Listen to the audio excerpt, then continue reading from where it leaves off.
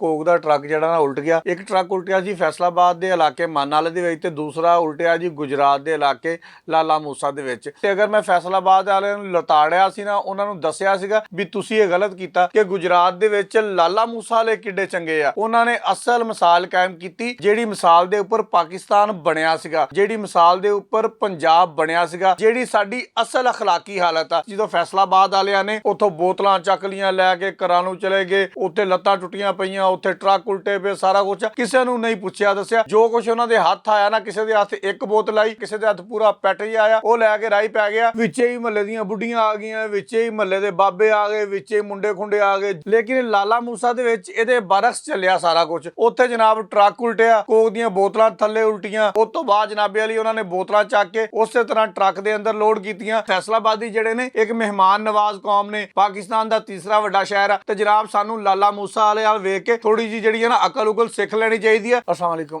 ਅੱਛਾ ਦੋਸਤੋ, ਗੱਲ ਇਹ ਹੈਗੀ ਕਿ ਇੱਕ ਹੋਰ ਕੋਕ ਦਾ ਟਰੱਕ ਜਿਹੜਾ ਨਾ ਉਲਟ ਗਿਆ। ਇੱਕ ਟਰੱਕ ਉਲਟਿਆ ਜੀ ਫੈਸਲਾਬਾਦ ਦੇ ਇਲਾਕੇ ਮਾਨਾਲੇ ਦੇ ਵਿੱਚ ਤੇ ਦੂਸਰਾ ਉਲਟਿਆ ਜੀ ਗੁਜਰਾਤ ਦੇ ਇਲਾਕੇ ਲਾਲਾ ਮੂਸਾ ਦੇ ਵਿੱਚ। ਦੋਨਾਂ ਦੇ ਵਿੱਚ ਫਰਕ ਜਿਹੜਾ ਨਾ ਉਹ ਤੁਸੀਂ ਫੈਸਲਾਬਾਦ ਵਾਲਿਆਂ ਨੇ ਆਪ ਦੇਖਣਾ ਵਾ। ਤੇ ਬਹੁਤ ਸਾਰੇ ਲੋਕਾਂ ਨੇ ਵਲੌਗ ਵੀ ਕਰ ਦਿੱਤੇ, ਲੇਕਿਨ ਕਿਉਂਕਿ ਮੈਂ ਫੈਸਲਾਬਾਦ ਦਾ ਵਾਂ ਤੇ ਅਗਰ ਮੈਂ ਫੈਸਲਾਬਾਦ ਵਾਲਿਆਂ ਨੂੰ ਲਤਾੜਿਆ ਸੀ ਨਾ, ਉਹਨਾਂ ਨੂੰ ਦੱਸਿਆ ਸੀਗਾ ਵੀ ਤੁਸੀਂ ਇਹ ਗਲਤ ਕੀਤਾ, ਤੇ ਮੈਂ ਹੁਣ ਫੈਸਲਾਬਾਦ ਵਾਲਿਆਂ ਨੂੰ, ਪੰਜਾਬ ਵਾਲਿਆਂ ਨੂੰ ਤੇ ਪਾਕਿਸਤਾਨ ਵਾਲਿਆਂ ਨੂੰ ਇੱਕ ਇਹ ਵੀ ਮਿਸਾਲ ਦੇਣੀ ਹੈ ਕਿ ਗੁਜਰਾਤ ਦੇ ਵਿੱਚ ਲਾਲਾ ਮੂਸਾ ਵਾਲੇ ਕਿੱਡੇ ਚੰਗੇ ਆ।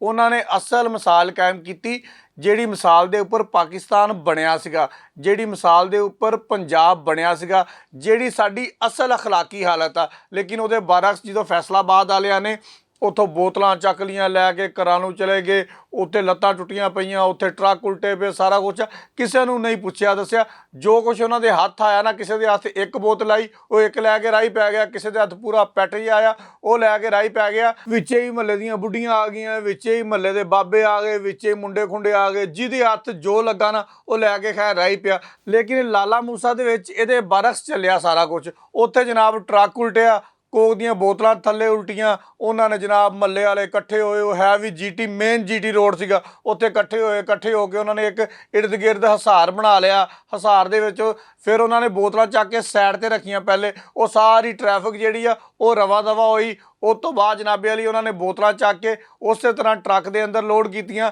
ਜਿਹੜਾ ਡਰਾਈਵਰ ਸੀ, ਜਿਹੜਾ ਉਹਦੇ ਨਾਲ ਕੋਈ ਕੰਡਕਟਰ ਸੀਗਾ, ਉਹਦੀ ਹਾਲਤ ਪੁੱਛੀ, ਉਹਨਾਂ ਦੀ ਤਬੀਅਤ ਪੁੱਛ ਕੇ ਉਹਨਾਂ ਨੂੰ ਪਾਣੀ ਛਾਣੀ ਪਿਲਾਇਆ, ਲੰਗਰ ਸ਼ੰਗਰ ਕਰਾਇਆ। ਉਸ ਤੋਂ ਬਾਅਦ ਉਹਨਾਂ ਨੂੰ ਰਵਾਨਾ ਕੀਤਾ। ਇਹ ਵਾ ਸਾਡੇ ਪਾਕਿਸਤਾਨ ਦੀ ਅਸਲ ਮਿਸਾਲ।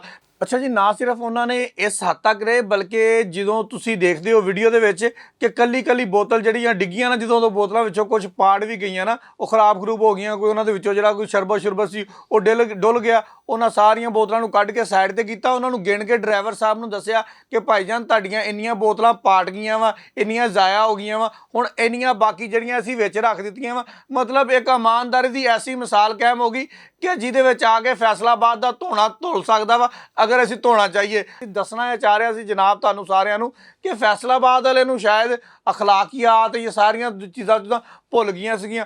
ਅੱਛਾ, ਮੈਂ ਦੂਸਰਾ ਤੁਹਾਨੂੰ ਸਾਰਿਆਂ ਨੂੰ ਇਹ ਗੁਜ਼ਾਰਿਸ਼ ਜ਼ਰੂਰ ਕਰਾਂਗਾ ਕਿ ਫੈਸਲਾਬਾਦ ਵਾਲਿਆਂ ਨੂੰ ਮੇਰਾ ਖਿਆਲ ਆ ਕਿ ਹੁਣ ਸਾਨੂੰ ਮਾफ़ ਵੀ ਕਰ ਦੇਣਾ ਚਾਹੀਦਾ ਵਾ। ਉਹ ਜਿਹੜੇ ਬੰਦਿਆਂ ਨੇ ਜੋ ਕੀਤਾ ਸੀ ਨਾ, ਸਾਡੇ ਇੱਥੇ CPO ਫੈਸਲਾਬਾਦ ਸਾਹਿਬ ਨੇ, ਕਾਮਰਾਨ ਆਦਲ ਸਾਹਿਬ, ਉਹਨਾਂ ਨੇ ਫੌਰੀ ਤੌਰ ਤੇ ਉਹ ਜਿੰਨੀ ਵੀਡੀਓ ਸੀ ਨਾ, ਉਹਨਾਂ ਦੇ ਉੱਪਰ ਐਕਸ਼ਨ ਲੈ ਕੇ ਨਾ ਮੁਕੱਦਮਾ ਦਰਜ ਕੀਤਾ। ਉਹਦੇ ਵਿੱਚੋਂ 5-7 ਬੰਦੇ ਜਿਹੜੇ ਸੀ ਉਹਨਾਂ ਨੂੰ ਗ੍ਰਿਫਤਾਰ ਵੀ ਕੀਤਾ। ਉਹ ਵਿੱਚੋਂ ਕੋਈ 1.5 ਲੀਟਰ ਵਾਲੀਆਂ 1-2 ਬੋਤਲਾਂ ਵੀ ਬਰਾਮਦ ਹੋ ਗਈਆਂ ਸੀਗੀਆਂ। ਤੇ ਸਾਡੇ ਪਾਕਿਸਤਾਨ ਦੇ ਵਿੱਚ ਜਾਂ ਪੰਜਾਬ ਦੇ ਵਿੱਚ ਅਸੀਂ ਇਸ ਤਰ੍ਹਾਂ ਦੇ ਵੀ ਹਾਲਾਤ ਦੇਖੇ ਆ ਕਿ ਅਗਰ ਕੋਈ ਵਿੱਚੋਂ ਕਹਿ ਲਓ ਨਾ ਕਿ ਕੰਟੇਨਰ ਜਿਹਦੇ ਵਿੱਚ ਤੇਲ ਜਾ ਰਿਹਾ ਹੁੰਦਾ, ਉਹ ਡੁੱਲਦਾ ਵਾ, ਲੋਕੀ ਬਾਲਟੀਆਂ ਲੈ ਕੇ ਤੇਲ ਚੱਕਣ ਚੱਲ ਜਾਂਦੇ, ਅੱਗ ਲੱਗਦੀ ਹੈ, 40-40 50 ਬੰਦੇ ਸੜ ਜਾਂਦੇ ਆ। ਲੇਕਿਨ ਅਸੀਂ ਸਾਡਾ ਪਾਕਿਸਤਾਨ ਦਾ ਅਸਲ ਚਿਹਰਾ, ਸਾਡੇ ਪੰਜਾਬ ਦਾ ਅਸਲ ਚਿਹਰਾ ਜਨਾਬ ਲਾਲਾ ਮੂਸਾ ਵਾਲੇ ਆ। ਅਸੀਂ ਲਾਲਾ ਮੂਸਾ ਵਾਲਿਆਂ ਨੂੰ ਜਨਾਬ ਸਲਾਮ ਪੇਸ਼ ਕਰਾਂਗੇ। ਲੇਕਿਨ ਮੈਂ ਫੈਸਲਾਬਾਦੀਆਂ ਨੂੰ ਕਹਾਂਗਾ ਕਿ ਫੈਸਲਾਬਾਦੀ ਜਿਹੜੇ ਨੇ ਇੱਕ ਮਹਿਮਾਨ ਨਵਾਜ਼ ਕੌਮ ਨੇ, ਇਹਨਾਂ ਨੂੰ ਜਾਣਿਆ ਜਾਂਦਾ ਪੂਰੀ ਦੁਨੀਆ ਦੇ ਵਿੱਚ। ਪਾਕਿਸਤਾਨ ਦਾ ਤੀਸਰਾ ਵੱਡਾ ਸ਼ਹਿਰ ਆ, ਤੇ ਜਨਾਬ ਸਾਨੂੰ ਲਾਲਾ ਮੂਸਾ ਵਾਲੇ ਵੱਲ ਵੇਖ ਕੇ ਥੋੜੀ ਜਿਹੀ ਜਿਹੜੀ ਹੈ ਨਾ ਅਕਲ ਉਕਲ ਸਿੱਖ ਲੈਣੀ ਚਾਹੀਦੀ ਆ। ਸਿੱਖਣ ਦੇ ਵਿੱਚ ਕੋਈ ਹਰਜ ਨਹੀਂ ਹੁੰਦੀ। ਕਹਿੰਦੇ ਇਲਮ ਜਿਹੜਾ ਨਾ ਉਹ ਹਰ ਟਾਈਮ ਹਾਸਲ ਕਰ ਲੈਣਾ ਚਾਹੀਦਾ, ਇਹਦੀ ਕੋਈ ਉਮਰ ਨਹੀਂ ਹੁੰਦੀ। ਮੈਂ ਬੀਬੀਆਂ ਭੈਣਾਂ ਨੂੰ ਤੇ ਬਾਬਿਆਂ ਨੂੰ ਕਹਾਂਗਾ ਕਿ ਇਹ ਵੀਡੀਓਜ਼ ਦੇਖੋ ਤੇ ਇਹਦੇ ਵੱਲ ਦੇਖ ਕੇ ਅਕਲ ਹਾਸਲ ਕਰੋ, ਕੋਈ ਫਰਕ ਨਹੀਂ ਪੈਣ ਲੱਗਾ। ਤੇ ਜਨਾਬ ਮੈਂ ਸਾਰੇ ਦੋਸਤਾਂ ਨੂੰ ਇੱਕ ਰਿਕੁਐਸਟ ਕਰਾਂਗਾ, ਮੈਂ ਕਦੀ ਨਹੀਂ ਕੀਤੀ, ਕਿ ਇਸ ਵੀਡੀਓ ਨੂੰ ਜ਼ਿਆਦਾ ਤੋਂ ਜ਼ਿਆਦਾ ਸ਼ੇਅਰ ਕਰੋ ਔਰ ਸਾਨੂੰ ਕਮੈਂਟ ਵਿੱਚ ਕਰਕੇ ਦੱਸੋ ਲਾਜ਼ਮੀ ਕਿ ਫੈਸਲਾਬਾਦ ਵਾਲੇ ਤੇ ਲਾਲਾ ਮੂਸਾ ਵਾਲਿਆਂ ਦੇ ਵਿੱਚ ਕੀ ਫਰਕ ਆ,